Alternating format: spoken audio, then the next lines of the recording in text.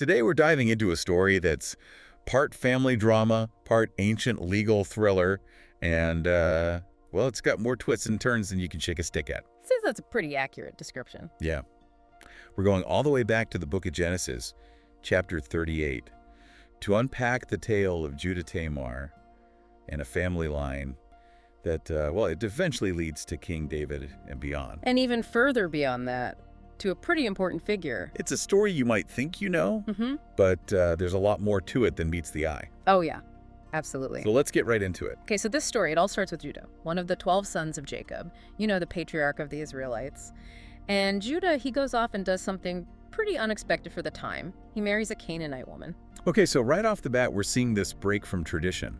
I mean, marrying outside the Israelite lineage, that was a pretty bold move for back then. Yeah, it was. It makes you wonder what kind of guy Judah was. It really does. Right. This little detail, it hints at his independent streak. And that plays a huge role in all the drama that unfolds. So Judah and his wife, they have 3 sons, Onan, and Shelah. And Judah, he arranges for his firstborn to marry a woman named Tamar. Sadly, though, he dies young. He does. And so that brings us to the ancient custom of levirate marriage. Basically, if a man died without an heir, his brother was obligated to marry the widow and have a child in his name. Right. It was a way to ensure the family line continued, and it was also a way to make sure the widow was taken care of. Yeah, like a social safety net. Exactly. But as you can imagine, it could lead to all sorts of complications. Oh, yeah. And that's exactly what happens here. Onan, the second son, he's obligated to marry Tamar, but he's not exactly thrilled about it. Right, because any child he has with her wouldn't technically be considered his own. Exactly. And so he, well, he tries to get around the system. Yeah. But his actions, they have pretty serious consequences. And Onan also ends up dying. So now Judah's left with his youngest son, Shelah, and a widowed daughter-in-law, Tamar. You can really feel the tension building, can't you? Oh, yeah, absolutely. Judah, having already lost 2 sons, he's hesitant to give Tamar to Shelah as a wife.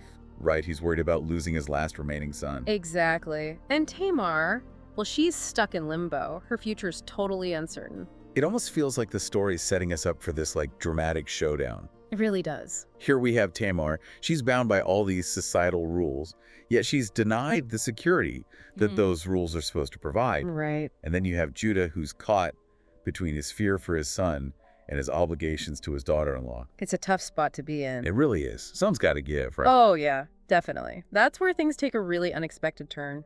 Tamar, realizing she can't rely on Judah to act, decides to take matters into her own hands. This is where it gets really interesting. She comes up with a plan. Yeah. And it's bold, it's brilliant, and, well, it might be a little scandal. Word gets out that Judah is going to Timnah to shear his sheep. So Tamar, disguising herself as a veiled prostitute, positions herself along his route. Wow. Talk about a power move. I mean, she's taking the societal norms that have been used to restrict her and just turning them totally on their heads. Exactly. It's this brilliant act of subversion. And it works. It does. Judah, completely unaware who she really is, approaches her. The irony here is just amazing.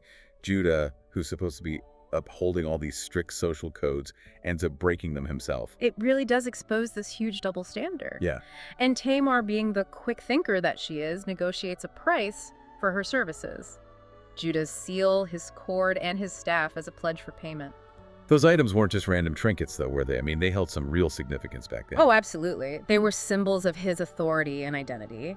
And by getting them, Tamar cleverly secured proof of Judah's involvement. It's like she's playing this high-stakes game of chess. Yeah. And she's always a few moves ahead. A few months later, Tamar reveals she's pregnant. Judah, totally outraged, condemns her to death, accusing her of prostitution. It's this stark reminder of how vulnerable women were in that society. Their lives could literally depend on accusations and perceptions. But Tamar, she's got an ace up her sleeve. Oh, does she ever? At the critical moment, she produces the seal, the cord, and the staff, and challenges Judah to identify the owner.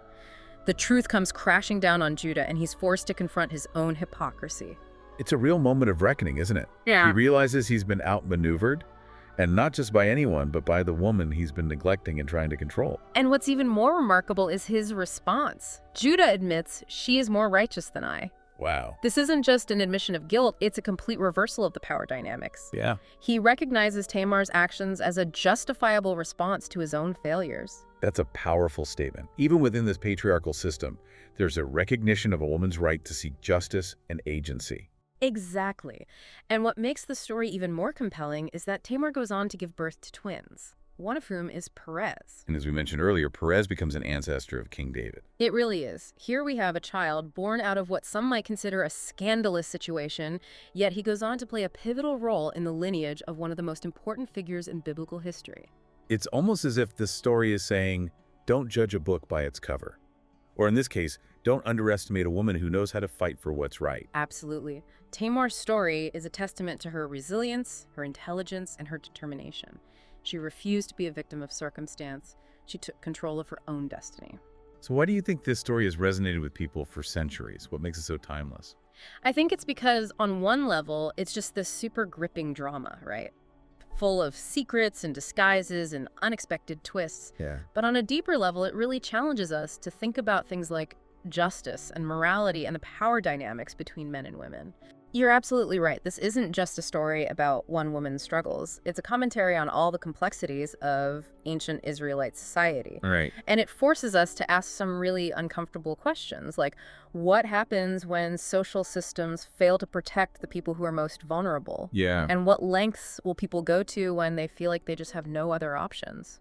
And it's fascinating how Tamar, despite being in this seemingly powerless position, she manages to turn the tables on the people in authority. She does. She uses her wit and her cunning to expose hypocrisy and ultimately secure her own future. It's pretty empowering. It really is. Tamar's story is a reminder that even within these rigid systems, there's always room for individual agency. Yeah. She refused to be defined by the circumstances she was born into. And I think that's what makes the story so relevant, even thousands of years later. Yeah. It reminds us that we all have the power to challenge the status quo and to fight for what's right and to create our own destinies. It also shows us how important it is to look beyond the surface. Right. We often make assumptions about people and situations based on very limited information. Yeah, we do.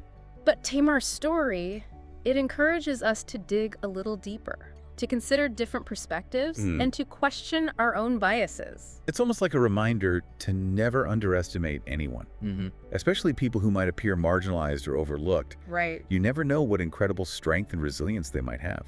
That's a powerful message to take away. It is. And I think it's something we can all apply to our own lives. Yeah. Whether we're facing our own personal challenges or dealing with bigger societal issues. Tamar's story reminds us to be resourceful and courageous and to never give up hope. So the next time you encounter a familiar story or even just a situation that seems pretty straightforward, take a moment to pause and ask yourself, what am I missing? Are there other perspectives I haven't even considered? And you might be surprised by what you find. You really might. Yeah. You might even find inspiration in the most unexpected places, just like we did today, exploring the remarkable story of Tamar. Thanks for joining us. We hope you've gained some new perspectives, some insights into this timeless and complex story. Keep seeking, keep questioning, and keep exploring those stories that shape how we see ourselves and the world around us. Until next time, happy exploring.